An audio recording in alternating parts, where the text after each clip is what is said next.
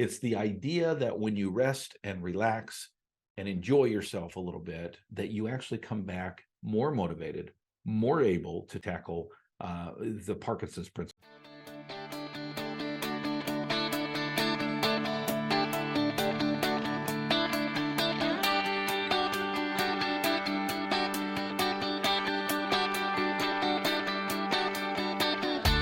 Originating from deep inside the Rocky Mountains, transported through the power of the internet, and arriving inside your tiny earbuds. It's the Appraiser Coach Podcast. Minisode. All right, folks, welcome all to another minisode. Dustin Harris, your host of the Appraiser Coach Podcast. Thank you for joining me. If you're new to this podcast, I special thank you and welcome. I want to talk today about a topic that is it's one that comes up pretty often in my world because it is something I am super passionate about. And the topic is about rest. It's about relaxation. It's about renewing your body, your soul, your resources. And I want to specifically answer a criticism out there that is not directed specifically at me, but it is definitely in the ethos when it comes to this kind of teaching. But first, I want to pause and remind you that we're sponsored by a great company called Spark. What is Spark? Well, Spark is the ability for you to download data that you've chosen. You still make the decisions, but it allows you to put those decisions in paper format, in ones and zeros, in a very quick format, thus saving you time, thus saving you money. Check it out by going to spark4appraisers.com. One more time, spark4appraisers.com. All right, folks, welcome to the program. I really appreciate you being here. I had a thought this afternoon as I was walking home from lunch. And when I say lunch, I don't just do lunch. I do lunch. It takes one look at me to know that I love food. And more importantly, I love the companionship that usually comes with food. I love hanging out with friends and neighbors and colleagues and peers. And as often as I can have lunch or coffee or dinner or what have you with a friend, I'm going to do that. I enjoy conversation. I enjoy philosophical discussions, if you will, business discussions, business development. Had an opportunity today to take, I'm embarrassed to admit, but it really goes to the heart of what I'm talking about today. 3 hours at lunch today. Walked down the street to a local Mexican restaurant and had lunch with a neighbor friend of mine. His name is Bob, literally. I like Bob. Bob's a great guy. He's a very genuine guy, very straightforward guy. I like people that don't hide behind who they are, that don't have a secret agenda, that don't have an ulterior motive, if you will. Bob is unassuming. Bob is well-spoken. He's articulate. He's similar in age to me, a little bit younger, has had similar life experiences. And it was just fun to sit down with a couple of tacos and some chips and salsa and talk to Bob for, 3 hours. I met with him at noon and left at 2:55 p.m. And literally, I could have sat there for another 3 hours. Out of respect for him, I said, Bob, I've taken up half of your afternoon. Probably ought to let you get back to your life. And he said, well, I could talk for longer, but you're right. I probably have to get some things done. And that was that. And the thought that I had as I was walking home is something that I want to talk about here today. And that is this idea of rest, of relaxation, is rejuvenation, is living your best life. And when I get back from the break, I want to talk about some science behind that as well, because the question on the board is living your best life or taking time out of your life to have a 3-hour lunch with Bob, where business development was not really on the table. We talked about what we were doing in our individual businesses briefly. Bob is self-employed. I'm self-employed. He works from home. I sometimes work from home. And so there was a connection there. But as far as walking away from that meeting, feeling like I developed a better sense of ambition, a better sense of accomplishment when it comes to specific conversation related to business development, didn't happen. In other words, my point is this: I made zero money in the last 3 hours if you look at it simply from the aspect of what we did, what we talked about, what was accomplished. But I think that this idea that renewing yourself, this idea of finding opportunity to relax, to live life, is somehow laziness. I want to counter that today, if you'll stick with me. First, I want to pause and remind you that we're sponsored by a great company called Spark. Spark, of course, is developed by, well, two great individuals, friends of mine, Kyle and Brandon Rush. I hope I'm saying their last name right. I think I have. Great guys that were appraisers that developed this system that allows appraisers to make money. Don't look at Spark as a cost, folks. It's not. It's an investment in you. It's an investment in your company. It's an investment in your resources, your time back to you. Check them out by going to spark4appraisers.com. Just jump on a laptop, jump on your whatever device you need to go to and check them out. Go to spark4appraisers, FOR for appraisers.com.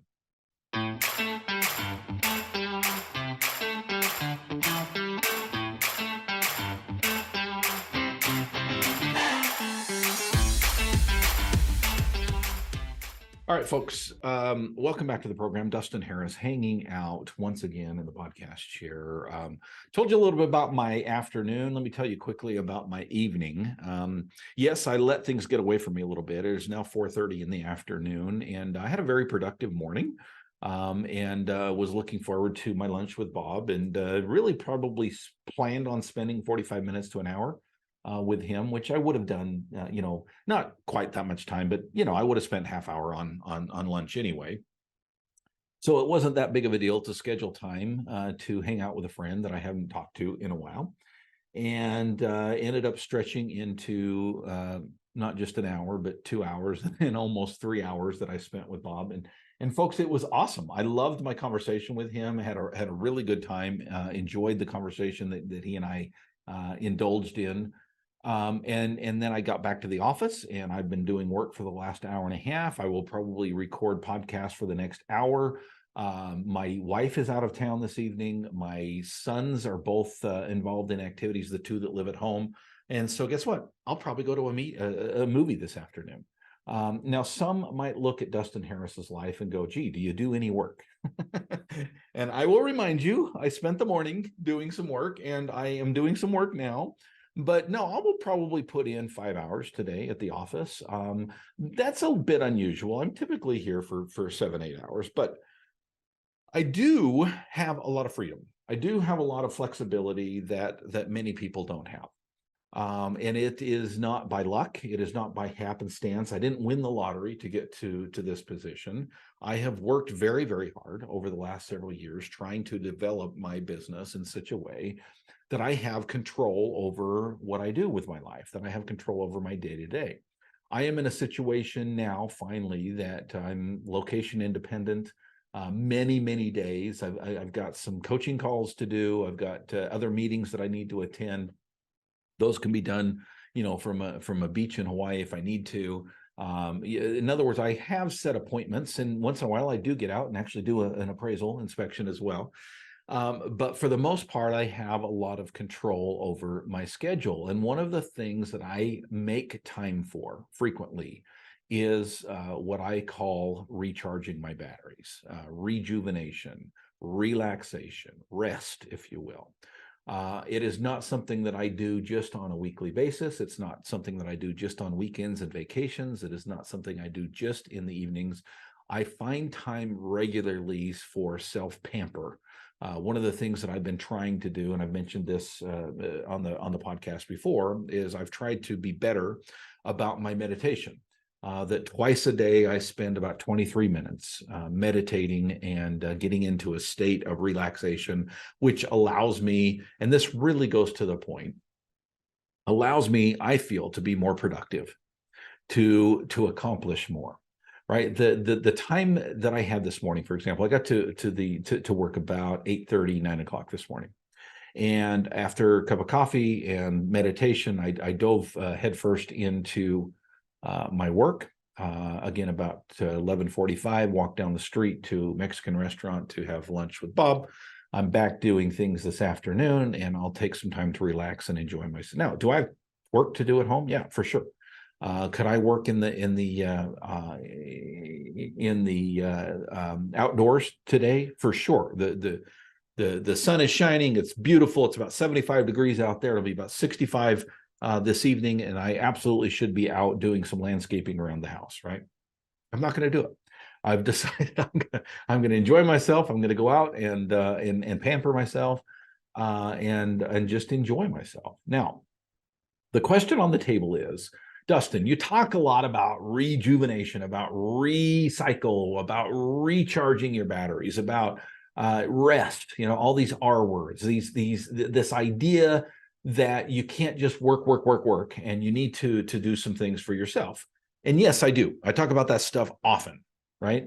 And then the question comes, and the criticism might be, well, Dustin, isn't that just laziness? When you talk about that, aren't you just kind of being lazy? Because you just mentioned, Dustin, that you already took 3 hours to spend with Bob, and now you're going to take another 3 hours to go to a movie and hang out in the evening, where you should be home doing landscaping. That's something you said, Dustin. I'm not making this up. You are. I'm just repeating what you said. Folks, I will freely admit that there is an argument to be made that maybe the amount of rest and relaxation that I'm taking today might exceed my norm, right? But I will also say this. When you say, or when an individual questions and says, isn't rest and relaxation just lazy? Isn't it just an excuse to say, well, social science shows that if I rest and relax, then I'm going to be a better worker? Isn't that just kind of justification so that you don't have to work so hard? I actually think there's probably a line, and it's a line that I need to be careful of. And am I crossing the line today? Probably. But I will go so far as to say, folks, if you have not experienced this idea that utilizing the principle of rest and relaxation to increase the effectiveness, the efficiency, the stamina in your life to be able to do great things, I highly recommend that you figure that out. We have just got off a couple of years of being so busy that it was really hard to justify relaxing. It really was hard to justify some R&R. And I think some of us got in some habits, some workaholic habits, I'll call them, that are very difficult now to break. And so the question on the table is, can you go so far? Can you go too far? Absolutely, 100%. Do we go far enough most of the time? I don't think so. I deal with a lot of individuals, folks, where I am coaching, I am in front of mastermind groups, I am on my all-star team, where there is no doubt in my mind the pendulum is way too far to the other side. And my encouragement for you is that you take advantage of an opportunity to do more relaxing. There's a great book out there. I've mentioned it before. I highly recommend it. It is called Rest. It is a book by, let me just look this up really quick, Alex Sujung and Kim Peng. It is called Rest. Last name of the authors, Sujung, Kim Peng. Okay. Now, I like this book. I don't love this book, but I like this book because of the science that it gives to back. And you'll know what I mean when you get into it, right? It's the idea that when you rest and relax and enjoy yourself a little bit, that you actually come back more motivated, more able to tackle the Parkinson's principle, right? We fit the work into the time. So if you've got 3 hours in the afternoon, right, to accomplish something, you can take a half hour to relax and enjoy yourself and get motivated, and then spend 2.5 hours being super efficient at what you do, or you can spend the whole 3 hours just trying to do. It's the old idea, the Stephen Covey idea of sharpening the saw. Okay, think through that, folks. Are you spending enough time with your chosen hobbies, with your loved ones, with your friends, with yourself? Self-pampering. Is self-pamper a form of laziness? Maybe. I think you can cross that line, but I think most of us have not quite hit that line enough. Speaking of self-pampering, made an announcement recently to everyone in my all-star team, and I'm making the announcement today for everyone else. We are going to Hawaii. And I don't mean my wife and I mean all of us. We're going to Hawaii. We are in January, 8th, 9th, and 10th of January, the first ever VIP Mastermind in Paradise. We would love to have you join us. There are some stipulations. You do need to belong to a mastermind group, but we still have seats available for those of you who would love to join us in the beautiful isle, my favorite Hawaiian island of Kauai. We will be there in January 2024. And I would love for you to reach out to me. I will give you all the details, including a video explaining what needs to happen. If you're interested at all in joining us, please reach out to me. My address is thecoach@theappraisercoach.com, or you can find me on Facebook. Thank you, folks, and go create some value. You've been listening to the Appraiser Coach podcast with Dustin Harris. If you like what you hear, please give us a 5-star rating and post a short review on iTunes. For more in-depth insider information on how you can make more money as a real estate appraiser, visit theappraisercoach.com and sign up for the All-Star team today. Thanks for joining us. And now, get out there and create some value.